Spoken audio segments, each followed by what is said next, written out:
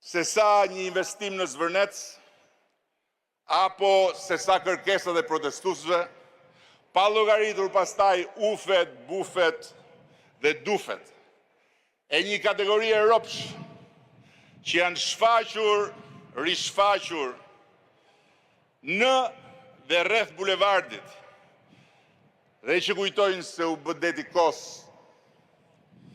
një si grup karnavalesh, lloj-lloj emrash, të dëgjuar për lloj-lloj arsyesh, nga të gjitha rrugët e jetës e patjetër dhe nga rruga e politikës, brez pas brezi pas brezi, të cilët kanë dalë si këpurat pas shiut, të ngushëllojnë hallet e tyre, të ngushëllojnë dështimet e tyre, të ngushëllojnë paaftësitë e tyre dhe fundja fundit të ngushëllojnë edhe pamundësinë e tyre për të dhënë diçka më shumë,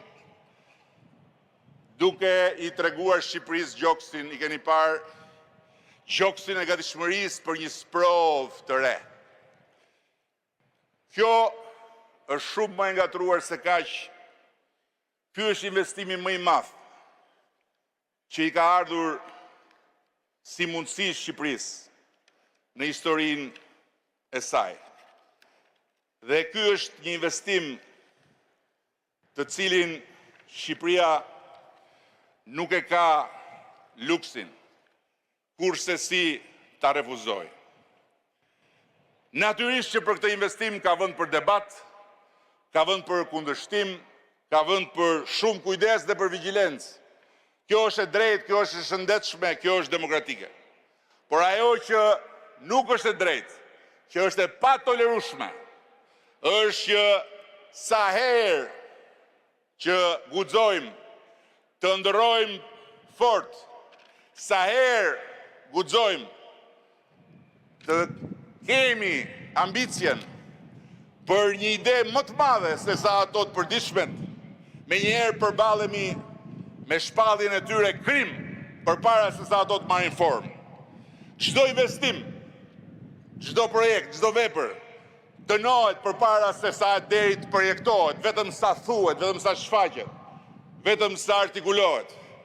Çdo përpjekje për zhvillim konsiderohet automatikisht armike e natyrës. Por natyra nuk mbrohet duke ngrirë jetën.